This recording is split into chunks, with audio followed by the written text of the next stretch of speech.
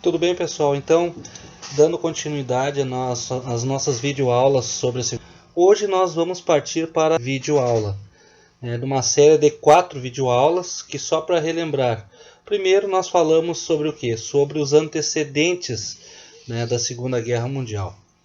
Depois nós falamos o que? O expansionismo, principalmente, da Alemanha, da Itália e dos países envolvidos. E na nossa última videoaula, o que nós tratamos? Nós tratamos sobre a política norte-americana, tá? Para com os países da América Latina e também até mesmo a participação da FEB na Segunda Guerra Mundial da nossa Força Expedicionária Brasileira. E também a importância, da indústria cultural norte-americana, como uma forma, de resistência, de estímulo, e busca de uma simpatia, dentro da concepção capitalista norte-americana. Muito bem. Bom, os nossos objetivos de hoje dentro desse tema Segunda Guerra Mundial é tratarmos, na realidade, o final dos nossos objetivos, tá? Aos quais eu procurei trabalhar com vocês. Bom, o primeiro, nós teríamos que identificar a Segunda Guerra Mundial como um fator decisivo para a história contemporânea.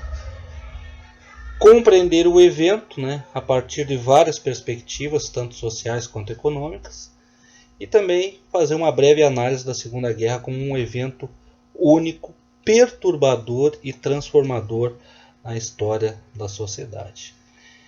Então, dito isso, pessoal, a primeira coisa assim, que eu gostaria de caráter introdutório na nossa aula de hoje falar para vocês é que a Segunda Guerra Mundial foi o maior conflito, o mais drástico, digamos assim, na história da humanidade. Tá? Então, por quê? Porque no final desse conflito, grande parte da Europa, algumas regiões da Ásia, encontravam-se extremamente devastadas. Então, milhares de pessoas mortas, feridos, pessoas sem alimentos, inválidos, tá? Sem contar também o número de órfãos, e pessoas na realidade que não tinham mais para onde ir. Então era um conflito de milhões. Só para vocês terem uma ideia, a União Soviética teve 136 milhões de mortos. A Alemanha 4 milhões. Então são dados assim, bastante relevantes, que mostram a amplitude do que aconteceu lá nos anos 40 do século XX. Então, assim, segundo alguns historiadores, a Segunda Guerra ela produziu uma brutalidade tão drástica, tão assustadora, tá, que na realidade levou a uma escala de mortos jamais registrada pela história da humanidade. Tem um historiador chamado Marc Ferrot que ele vai dizer o seguinte, eu vou usar uma citação dele. Ele diz assim, 50 anos após o fim da Segunda Guerra Mundial, as sociedades ainda estão sob o choque de um conflito que as feriu profundamente. Sem dúvida, segundo Ferrot, o ressentimento das nações se explica pela violência dos combates, pela vastidão dos dramas humanos, pela multiplicidade dos crimes cometidos. Então a Segunda Guerra Mundial ela foi impactante, ela foi drástica, foi uma tragédia humana sem precedentes. Na realidade, quando nós falamos de Segunda Guerra Mundial, a gente está falando de uma banalidade da vida, como diria a Hannah Arendt quando ela escreve o famoso livro dela chamado O Totalitarismo. Então essa vastidão, esse drama humano os quais os historiadores falam, é aquilo também que a Hannah Arendt fala de racionalização da violência. Então a violência ela foi cometida de uma forma drástica, de uma forma sistemática e infelizmente pensada. Foi a completa banalização da vida. Bom, para começarmos a aula de hoje, eu gostaria de começar com um pequeno trecho de um filme bastante conhecido, tá, que se chama O Resgate do Soldado Ryan, que é um dos filmes que eu sugiro para vocês assistirem, que é um marco da reação dos aliados, que vai culminar com a derrota do grande exército nazista. Um exército até então imbatível. Então o filme retrata no início ali o desembarque, em 6 de junho de 1944, na Normandia, no noroeste da França. Vamos assistir um pequeno pedacinho.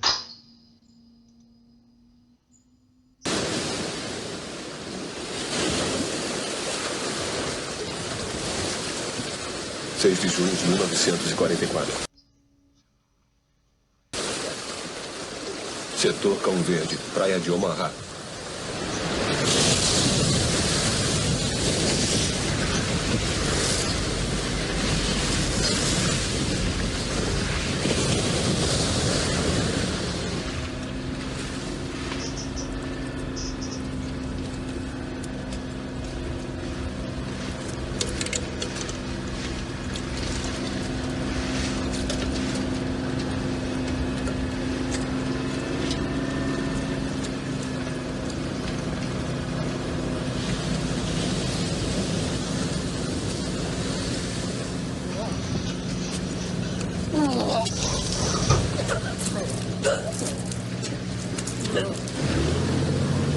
Liberar a rampa!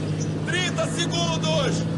Fiquem com Deus! Grupo de bordo, grupo de bom bordo, rápido! Cuidado com os buracos de morteiro!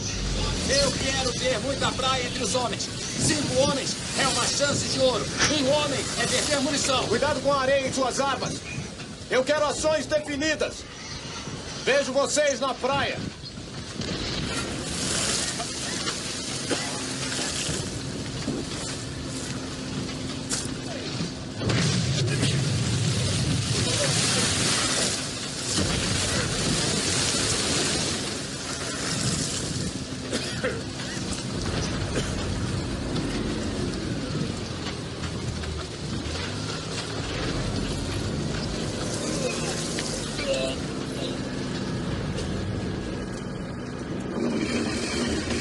Olhem os buracos de morteiro! Direita e esquerda, cuidado!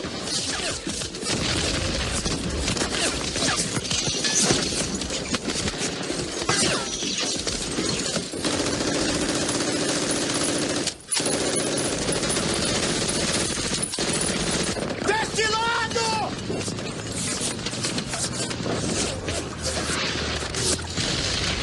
Tomou desse bote na água!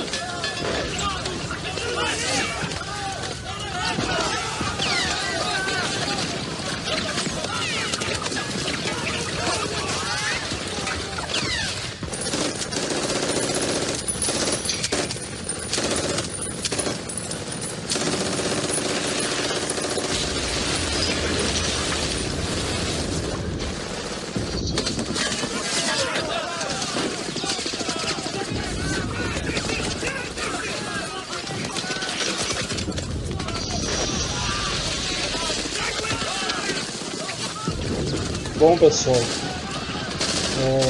essas cenas aqui que retratam, né, no filme Soldado Ryan, na realidade mostram, né, uma das maiores operações militares, se não a maior, considerada, né, pelos historiadores. A mais importante, tá, a mais importante operação marítima, né, ocorrida em todos os tempos. Até hoje ela é marcante. Tá? Então o filme, sugiro para vocês, ele retrata bastante essa tomada de ocupação de posição em 6 de junho de 44, que vai marcar na realidade a grande reação, né, dos aliados contra o exército nazista. Bom, vamos lá então. O dia 6 de maio, né, de 1945, então com tudo isso, né, vai acontecer o avanço das tropas, tá? Os aliados conseguem, né, recuperar Paris em 44, como nós já vimos. Tá? Essa operação volumosa marítima na região noroeste da França. Então são várias derrotas que acabam sendo impostas ao exército nazista. Não existe outra situação, né, após a invasão de Berlim também, com apoio, né, do forte exército da União Soviética, de colocar um basta naquele conflito. Então no dia 7 de maio de 1945, o alto comando das Forças Armadas Alemãs, não tendo outra alternativa, acaba assinando a rendição incondicional da Alemanha, tá? Diante dos países aliados. E na França, né, onde se encontrava o general Eisenhower, que depois vai se tornar presidente dos Estados Unidos, tá? O Eisenhower era o comandante supremo das forças aliadas, né? Então ali vai ser colocado um fim à Segunda Guerra Mundial. Então no dia 7 de maio de 1945. Então é uma data oficial com assinatura, né, de alguns dos generais alemães ainda que não foram julgados, com o fim da Segunda Guerra Mundial. Então um ponto extremamente importante, marcante, né, é aquele desembarque naquele 6 de junho de 1944, uma operação fantástica com milhares de soldados norte-americanos e também ingleses, né, com o chamado Dia D, ou Dia da Decisão. Tá? Então o Dia D marcou assim, a grande reviravolta, né, principalmente do eixo, né, a frente ocidental. Enquanto isso, os Estados Unidos, pela frente oriental, também avançava sobre as tropas que estavam apoiando o exército nazista. Bom, o outro fato também que nós vamos explorar na nossa videoaula de hoje é a catástrofe, né, com a bomba atômica e a rendição japonesa em setembro de 1945. Bom, em 1944, então, para ficar marcado, pessoal, não esqueçam, tá? É o chamado Dia D, ou o famoso Dia da Decisão. Então é com, na realidade, o desembarque, né, das tropas aliadas na Normandia. Quem eram as tropas aliadas? Militares, né, da França, militares ingleses, e a grande maioria militares dos Estados Unidos da América. Tá? Bom, o que acontece a partir daí? Então uma corrida, na realidade, né, para o avanço sobre Berlim. Tá? Então, por um lado, tá, um avanço ocidental, e do outro lado a União Soviética, né, fechando o cerco pela frente oriental. Como nós vimos, né, a União Soviética ela consegue uma façanha em Stalingrado e mostra que aquele exército até então imbatível ele já começava a apresentar, né, algumas falhas. Tá? Estados Unidos, a Inglaterra e a França pela frente ocidental. Tá? E os Estados Unidos, né, no Pacífico, combatendo ali o avanço do expansionismo japonês. Então algumas imagens, né, como o filme ele retrata muito, né, em termos de cenário, né, em termos de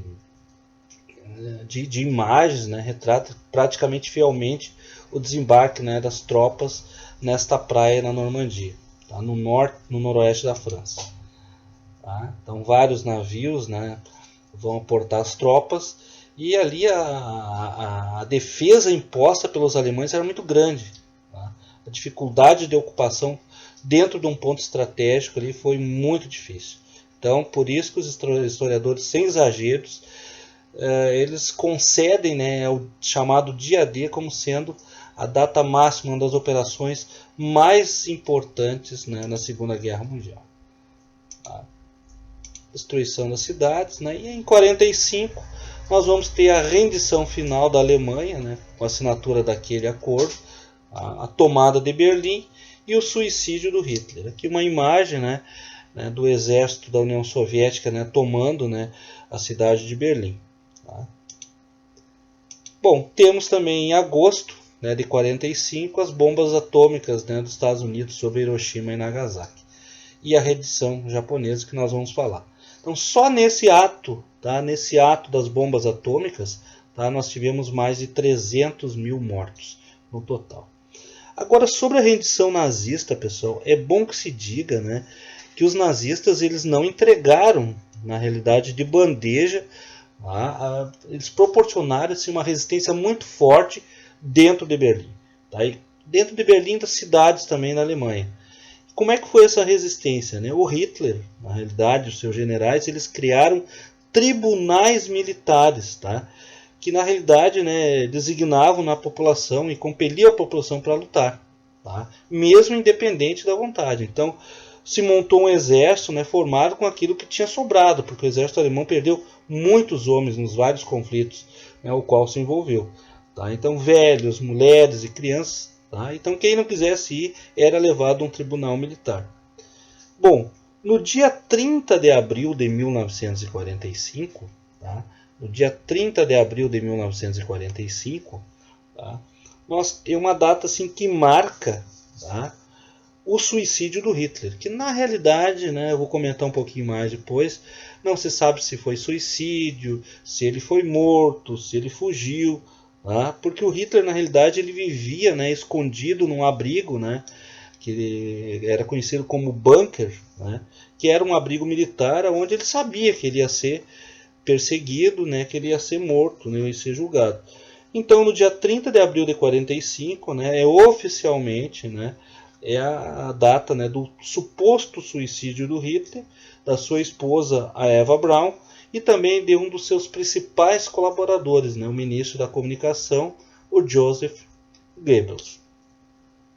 Bom, com isso, no dia 8 de maio de 45, vocês viram ali na foto, né, a assinatura, né, da rendição incondicional da Alemanha, tá? Na Europa, esse dia 8 de maio, ele é comemorado como sendo o chamado Dia da Vitória. Tá? Vamos prosseguir um pouquinho então. Então, as bombas japonesas, vamos falar um pouquinho das bombas atômicas no Japão. Bom, no Oriente, né, pessoal, seguia, né, embora, né, com a assinatura da rendição alemã na frente ocidental e na frente oriental, com a incursão dos exércitos aliados, tá? Pela oriental com a União Soviética e pelo lado ocidental liderado pelos Estados Unidos, tá? Ainda no Japão persistia uma resistência muito forte no Pacífico, pelas tropas japonesas. Tá? Então o Japão assim, ó, queria demonstrar, na realidade, o que aconteceu? O Japão tinha um potencial bélico muito grande, mas os Estados Unidos tinham um potencial bélico muito maior devido à sua própria industrialização bélica. E queria, na realidade, fazer uma demonstração de força, tendo em vista, né, gente, que a União Soviética vinha se destacando nos combates. Bom, então, o que aconteceu? Lá em agosto de 45, foram lançadas as primeiras bombas atômicas que mudaram completamente o curso da guerra. Tá? Então, por isso, aquele ampliamento, né, do termo guerra total. Então, 2 cidades japonesas foram duramente castigadas, Nagasaki e uma outra bomba em Hiroshima. Tá? Então, foram as 2 únicas vezes assim, na história do mundo, né, que as bombas atômicas foram efetivamente utilizadas. Então, nada restou aos japoneses devido a esse impacto, essa surpresa, essa demonstração de força pelo exército norte-americano, do que o Japão assinar também a sua rendição. Aqui algumas cenas, né, de destruição nas 2 cidades japonesas. Tá? O cogumelo, né, de fumaça provocado pela bomba atômica, que não foi só se resumiu aos mortos quando elas foram lançadas, mas também feridos, inválidos e depois também anos mais tarde as pessoas morreram, né, de doenças como câncer em virtude da radioatividade. Aqui o modelo da bomba Fat Man, a bomba que foi usada em Nagasaki. Aqui a destruição de uma cidade japonesa. Aqui é Hiroshima no caso. Né, as pessoas, né, completamente feridas, tá, amputadas, enfim. Bom, como eu vinha falando para vocês no início, na nossa parte introdutória dessa videoaula, então proporcionou na realidade um cenário de milhões de mortos, pessoal. Então presume-se que a União Soviética teve 18 milhões de mortos. Isso aí entre militares e civis. Polônia, 5 milhões. Alemanha, 4 milhões de pessoas, Japão, a Itália, né, Estados Unidos, né, 300 mil.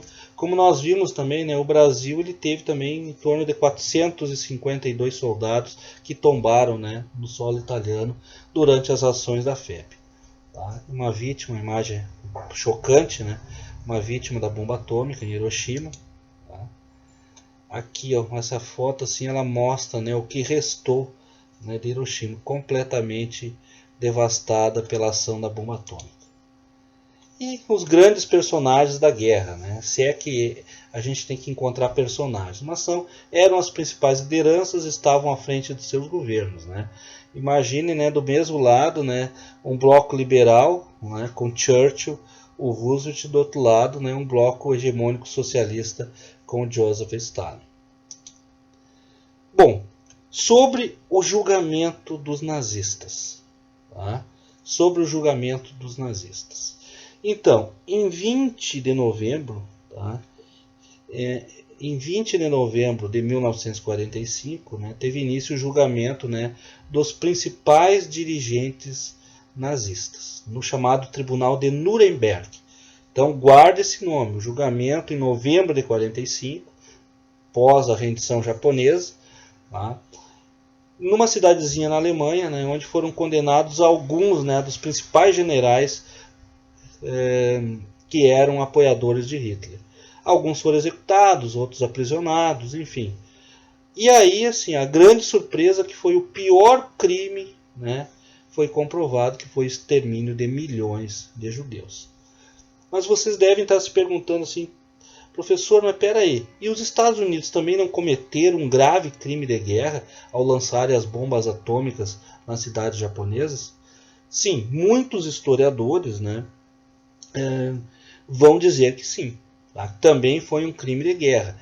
Qual é o pretexto, professor? O pretexto, né, que o presidente Henry Truman, que era o presidente dos Estados Unidos na época, ele argumentou devido à dificuldade, né, e a necessidade de apressar aos japoneses se render, evitando uma potencialização da guerra. Tá? Então, o que restou? Na realidade, os Estados Unidos eles lançam as duas bombas, como eu já falei, para demonstrar todo o seu poderio e o seu diferencial tecnológico. Né? Lembrando, né, que a União Soviética, né, vinha com um exército forte, havia terminado a guerra, né, e dois grandes blocos hegemônicos em termos econômicos, ideológicos, né, e militares iriam se formar. De um lado, né, no período pós-guerra, os Estados Unidos, e de outro lado, a União Soviética. Então vai haver depois, objeto de estudos futuros, tá, essa bipolaridade, né, uma guerra que não veio acontecer, mas que a todo momento poderia acontecer, tá, e a população mundial, né, na realidade, temia um conflito dessas duas potências. Tá? Então não esqueçam, Tribunal de Nuremberg, tá, é onde, né, foi feito, né, o julgamento e a condenação da Alemanha, né, seus oficiais, enfim, pelos crimes cometidos durante o nazismo. Essa imagem aqui é uma imagem bastante forte, né? Então tem vários filmes, né?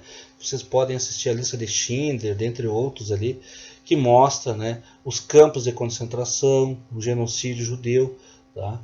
Bom, enquanto a guerra seguia, né, na Alemanha, né, então durante todo o curso da guerra, esses campos de concentração na Alemanha, na Áustria, na Polônia, né, então em torno de 4 a 6 campos de concentração que foram descobertos depois, é onde as pessoas eram testadas, por isso a Hannah Arendt chama de racionalização da violência. Tá? Os médicos, né, faziam essas pessoas de cobaia, tá? Eram obrigados a trabalhos forçados, eram levados, né, coletivamente para câmaras de gás, onde eram cruelmente mortas, tá? Não interessava, era mulher, criança, né, sob a alegação de pesquisas, na realidade, pseudo-pesquisas científicas, falsas pesquisas científicas. Tem um trechinho, né, de um livro famoso, né, que eu vou ler aqui para vocês. Né? Assim, ó. Depois de maio de 1940, os bons tempos foram poucos e muito espaçados. Primeiro veio a guerra, depois a capitulação, e em seguida a chegada dos alemães. E foi então que começaram os problemas para os judeus. Nossa liberdade foi seriamente restringida, com uma série de decretos antissemitas. Os judeus deveriam usar uma estrela amarela. Os judeus eram proibidos de andar nos bondes. Os judeus eram proibidos de andar de carro, mesmo que fosse em carro deles. Os judeus deveriam fazer suas compras entre 3 e 5 horas da tarde. Os judeus só deveriam frequentar barbearias e salões de beleza de proprietários judeus. E por aí vai. Aí ela continua, tá? E a vida continua. Jake sempre me dizia: eu não ouso fazer mais nada, porque tenho medo de que não seja permitido. Então é um fragmento, né, do texto, né, do diário da Ana Frank, né? Então a história dela, né, você sabe, né, que ela ficou durante 5 anos escondida, depois ela foi descoberta, né? Então se achou o diário dessa menina. Para mostrar, apenas para ilustrar, né, a que grau de liberdade e banalidade da violência ao qual as pessoas foram submetidas. Bom, os campos de extermínio, né, então os campos de concentração, eles já existiam na Alemanha, né, desde 1942, eles foram construídos, né, para aprisionar as pessoas, para exterminar as pessoas. Então, além dos judeus, também havia ciganos, eslavos, religiosos, que se recusavam a prestar serviços militares. Tá? Aqui os prisioneiros famintos, né? Aqui num campo, né, na Áustria, a Áustria tinha pelo menos 2 campos de concentração, de extermínio. Tá? Então aqui o acampamento, né, que eles foram descobertos na realidade quando a divisão D80, né, que era uma divisão norte-americana, ela chega e encontra essas pessoas, tá, na mais profunda, tá, na mais profunda assim, ó, banalidade humana. Tá? O suicídio do Hitler, né? Então, como eu estava falando para vocês, né, o Hitler, tá? Então há várias lendas, né? A gente chama mito ou verdade, né? De relatos históricos que afirmam que o Hitler teria se suicidado, né? Para não ser capturado pelos aliados. Né? Daí tem outras teorias, outras hipóteses, né, que ele teria sido morto quando o prédio onde ele estava escondido foi bombardeado, ou teria fugido, né, para a América do Sul, como alguns de seus generais fugiram e ficaram anos e anos, né, sem serem descobertos. Né? Bom, as consequências da guerra, né, milhões de pessoas mortas, né, 25 na União Soviética, são dados assim que não são precisos. Tá? A criação da Organização das Nações Unidas, né, para tentar assegurar a paz mundial. Então era a ONU, na realidade, uma outra versão, porém mais eficaz e mais eficiente, da combalida Liga das Nações. Tá? Então um órgão até hoje presente e extremamente importante.